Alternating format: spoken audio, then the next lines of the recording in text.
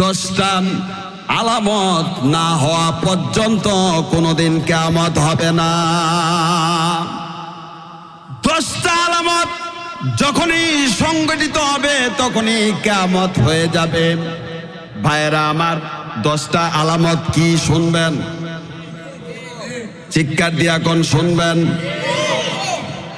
এই আলামত গুলো হয়ে গেলেই কিয়ামত সংগঠিত হয়ে যাবে। কি সংগঠিত হয়ে যাবে?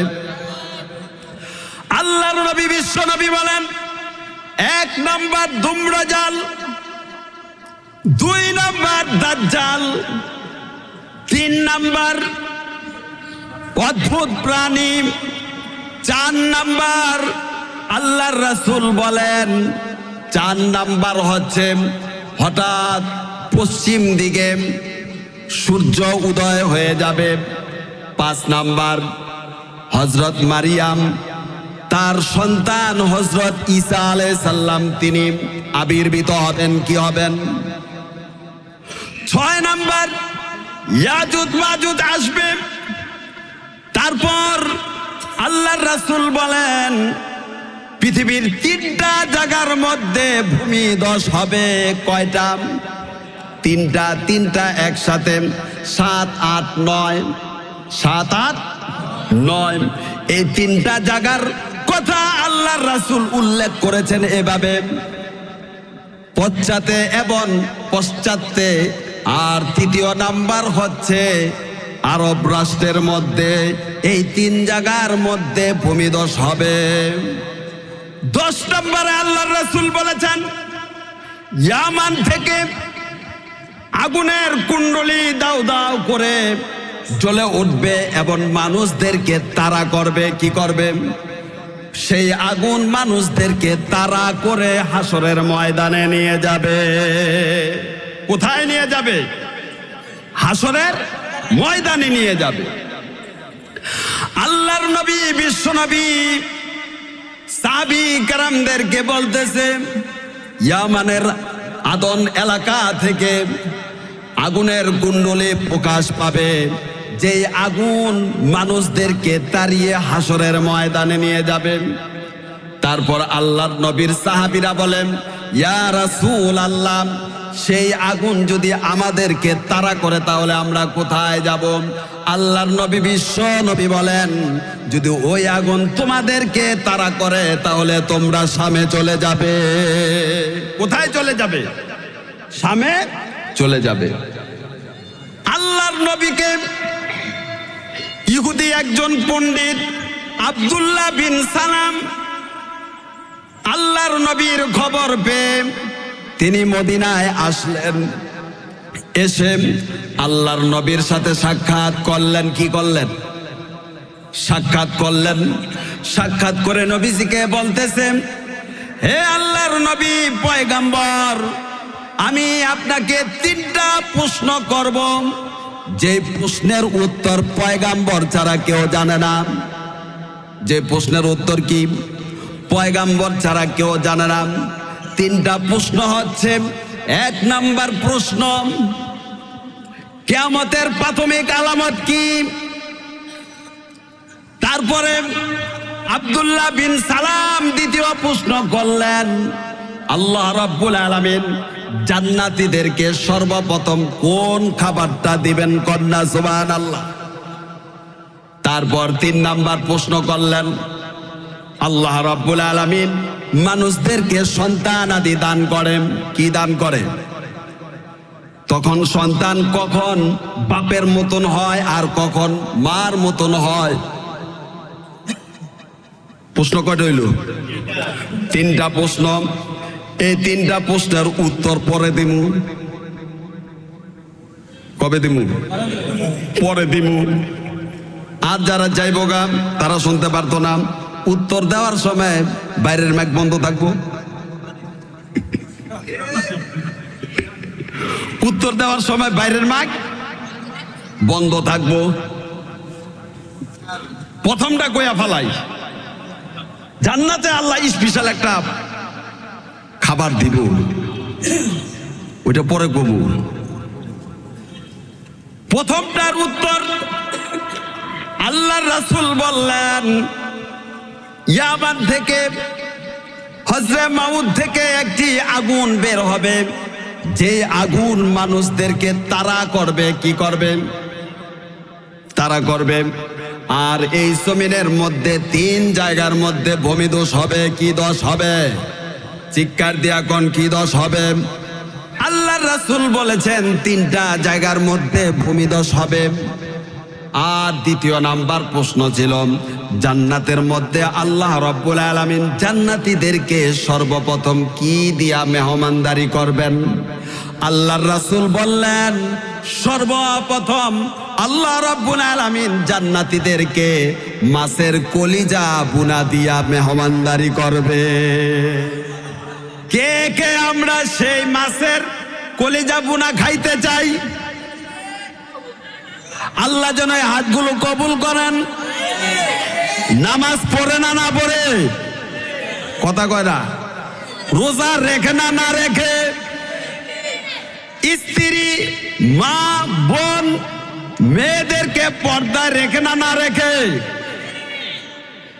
মাছের কলিজা বুনা খাইতে হইলে আমাকে ইসলামের পথে চলতে হবে। তারপর 3 নাম্বার প্রশ্ন ছিল, আব্বা আম্মার চেহারার মতন অনেক সময় ছেলে সন্তানের চেহারা হয়, এটা কিভাবে হয়? এটা আল্লাহর রাসূল বলেন, এটা স্বামী স্ত্রীর যখন মিলন হয়, যার বীর্যটা আগে যায় তখন ওই সন্তান তার সাদৃশ্য অবলম্বন করে। যদি পিতারটা আগে যায় তাহলে সন্তান পিতার মতন হয়, আর যদি মাতারটা আগে যায় তাহলে মার মতন হয়। কন্যা সুবহানাল্লাহ। আল্লাহর কুদরত। আল্লাহর কি? এটা কুদরত। ভাইরা আমার, কিয়ামত হবে, এতে কোনো সন্দেহ আছে? যদি কারো কোনো সন্দেহ থাকে, ঈমান থাকবে। চিৎকার দিয়া কোন ঈমান থাকবে নি? আল্লাহর রাসূলকে প্রশ্ন করতেছে, ইয়াসআলু আইয়ানা ইয়াউমুল কিয়ামাহ। আল্লাহর রাসূলকে মানুষ প্রশ্ন করে, কিয়ামত কবে হবে? ইয়াসআলু আইয়ানা ইয়াউমুল কিয়ামাহ ফাইদা বারিকাল বাসার। আল্লাহর রাসূলকে আল্লাহ রাব্বুল আলামিন বলে, আপনি উত্তর দিয়া দেন, ফাইদা বারিকাল বাসার, যখন মানুষের চোখ, আপনার মানুষের চোখ যখন অস্তমিত হয়ে যাবে, ফাইদা বারিকাল বাসার ওয়া খাসাফাল কমার। তারপর আল্লাহর রাসূল বলেন, যেদিন চাঁদের আলো নিভে যাবে, ফাইদা বারিকাল বাসার ওয়া খাসাফাল কমার ওয়া জুমিআশ শামসু ওয়াল কমার। তারপর আল্লাহর রাসূল বলেন, যেদিন চাঁদ সূর্য একত্রিত হয়ে যাবে, সেদিনই কি হবে? সেদিন মানুষ বলবে, আমরা কোথায় পালাবো? আমাদের পালাবার জায়গা কোথায়? আল্লাহ রাব্বুল আলামিন বলেন, কাল্লা লা ওয়াসার, কখনো নয়, তোমরা কোনো পালাবার স্থল খুঁজে পাবে না। কোথায় পালাবে? কিয়ামত হয়ে গেলে পালাবার কোনো জায়গা আছে? মানুষ কোথায় যাবে? মানুষ সেদিন আল্লাহ রাব্বুল আলামিনের কাছে ঠাঁই পাবে। আল্লাহ পাকের ঠাঁই ছাড়া আর কোনো আশ্রয় স্থল মানুষ পাবে না। আল্লাহর কাছে সবাইকে যেতে হবে। সন্দেহ আছে? কথা কন। সবাইকে আল্লাহ রাব্বুল আলামিনের কাছে যেতে হবে, আর হিসাব দিতে হবে পাই পাই করে আমার জিন্দেগির। একমাত্র আল্লাহর কাছে আমরা আশ্রয় স্থল পাবো, আর কোনো জায়গা নাই। আর কোনো কি নাই? জায়গা নাই। বালিল ইনসানু আলা নাফসিহি বাসীরা। আল্লাহ রাব্বুল আলামিন সেদিন মানুষদেরকে জানিয়ে দিবে তারা কি করত, অগ্রে কি পাঠিয়েছে আর কি ছেড়ে এসেছে, মানুষদেরকে জানানো হবে। তারপর মানুষ যা যা করত তারা নিজেরাও এটা পরোক্ষ করতে পারবে। এখন বলেন তো আমরা কি নিয়ে রওনা হইলাম? আমি নিজেই বলতে পারি আখিরাতের পুঁজি আমি কি করছি, কথা কোন ঠিক কিনা? আমার নিজের খবর আমার চাইতে বেশি আর কেউ বলতে পারবে? কথা কোন? আর কেউ বলতে পারবে? বলতে পারবে না। ভাইরা আমার, এই জন্য আমাদেরকে মৃত্যুর আগে, হাসরের ময়দানে ওঠার আগে আল্লাহ রাব্বুল আলামিনের কাছে তওবা করতে হবে খাস করে। তৈয়ার আছেন? তৈয়ার আছেন? হতে পারে ভাইরা আমার আজকে আমার আপনার জীবনের শেষ তওবা হইতে পারে কিনা। আর যদি আমার তওবা অবস্থায় যদি মওতটা হয়ে যায়, আল্লাহর রাসূল বলেছে কেউ যদি তওবারত অবস্থায় মৃত্যুবরণ করে আল্লাহ রাব্বুল আলামিন তাকে জাহান্নামের আগুন হারাম করে দিবে। ভাইরা আমার, একটা চোরের ঘটনা কই। কি এর ঘটনা? চোর। কমু এক দেশ একটা চোর গেছে চুরি করতে। আগে তো মাটির গড়া ছিল, দেখছেন না, ভিটাটা মাটির। তো মাটি কাইটটা ঘরে ঢুকলে এটা কি করতে? শিং কাইটটা ঘরে ঢুকে গেছে চোরে। ঢুকার পরে ধরা খাইয়া গেছে গা। আর চোর ধরলে কি জামাই আদর করে? কি করে? ইচ্ছা মতন কেলানি দিছে, মাইটার দিয়া। আর জীবনে আবি কোন আড়াইতাম না। বাইরেছে বাইরেছে পরে ঘরের দরজার উপরে চাইয়া দেখে লেখা, ধন্যবাদ আবার আসবেন। দরজায় কি লেখা? ধন্যবাদ আবার আসবেন। চোরে বোঝে না, 1 মাস পর আবার আইছে। আয়া সিংকেটটা আবার ঢুকছে। ঢোকার পর আবারও ধরা গেছে। যখন মার দিতে যায় রান, পরে মারেন আগে কথা শোনেন। পরে মারেন আগে কথা শোনেন। কই কি ওইবার কাছে আইলাম, মাইরটা যে দিলেন অন্য কিন্তু ব্যথা কমে নাই। আমি তো আইতে চাইছিলাম না। আমি যখন আপনার ঘরেতে বাইরেছি, দরজার উপরে কি লেখছেন? ধন্যবাদ আবার আসবেন। এর লিগে তো আমি আইছি। এটা কি চোরের লেখা লেখছে? কথা কন, এটা কি চোরের লেখা লেখছে? একটা চোরের ঘটনা শোনাই, এটা একটু মজা দিলাম আপনাকে। একবার ওমর রাদিয়াল্লাহু তাআলা আনহু আল্লাহর রাসূলের দরবারে গিয়া কান্তাছে। কি করতেছে? কান্তাছে। আল্লাহর রাসূল কয়, কান্দোকে? কই ইয়া রাসূলুল্লাহ, আমার সাথে একটা যুবক আসছে, তার কথা শুনে আমার কলিজায় আগুন ধরে গেছে, আমার এখন কান্দা চলে আসতেছে। কি হয়েছে? ডাকো যুবকরে। সেই যুবকরে ডাক দিস। ভাইরা আমার, লক্ষ্য করে শুনি আমরা, আল্লাহর রাসূল ওই যুবককে প্রশ্ন করলেন, ও আল্লাহর বান্দা যুবক, তোমার কি হয়েছে? তারপর ওই যুবক বলে, ইয়া রাসূলুল্লাহ, আমি এমন অপরাধ করেছি, এমন অন্যায় করেছি, এমন কাজ করে ফেলেছি যা মাপের যোগ্য নয়। বিশ্বনবী মুহাম্মদ সাল্লাল্লাহু আলাইহি সাল্লাম ওই যুবককে বলল, তুমি কি আল্লাহ পাকের সাথে শিরিক করেছো নাকি কাউকে হত্যা করেছো? যদি করে থাকো আর আল্লাহ পাকের কাছে যদি মাপ চাও, আল্লাহ তোমাকে মাফ করে দিবে। তারপর ওই যুবক বলেন, ইয়া রাসূলুল্লাহ, আমি হত্যাও করিনি, শিরকও করি নাই, আমি এমন কাজ করেছি এর চাইতে আরো বড় অন্যায় করে ফেলেছি।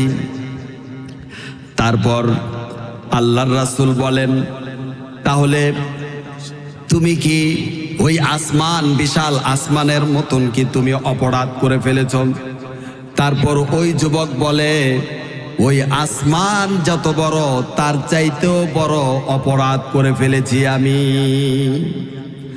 তারপর আল্লাহর রাসূল বললেন, ও যুবক, তোমার গুনাহ যতই বড় হোক না কেন, আসমানের চাইতেও যদি বড় হয়, আল্লাহ সেই গুনাহ মাফ করে দিবে।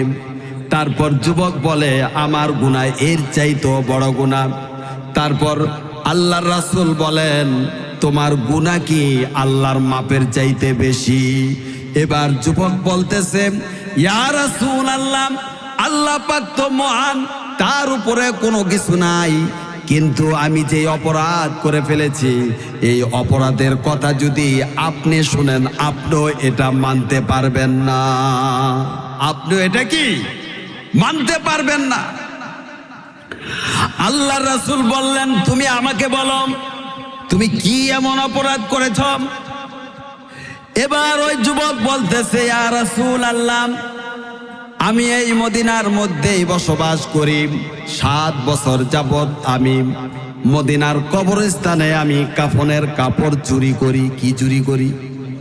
কাফনের কাপড় চুরি করি।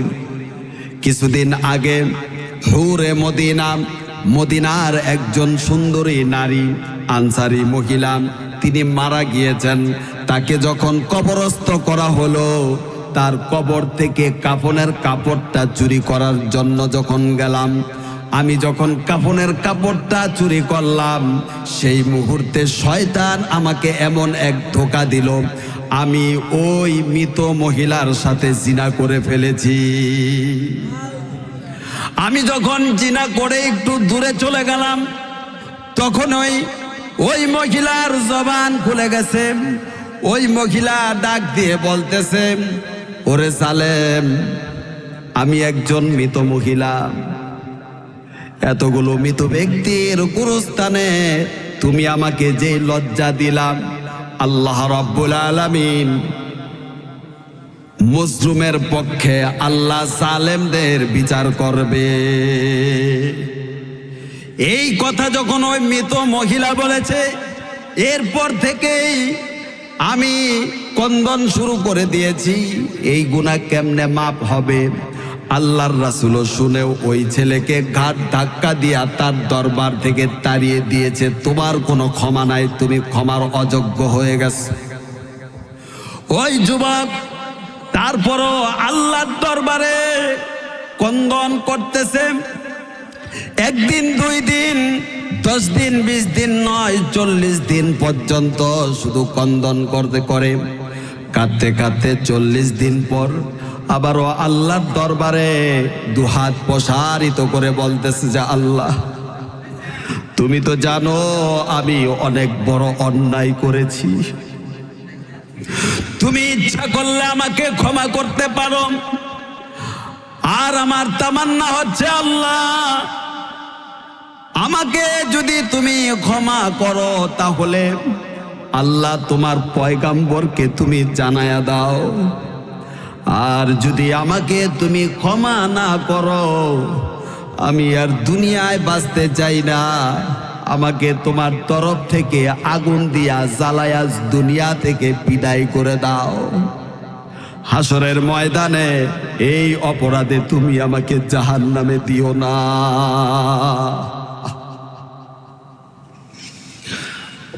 আল্লাহর বান্দা যখন এই দোয়া করলাম, আরশ আজিমের মালিকের কুদরতি দিলের মধ্যে বান্দার জন্য মায়া তৈরি হয়ে গেছে। আল্লাহু আকবার।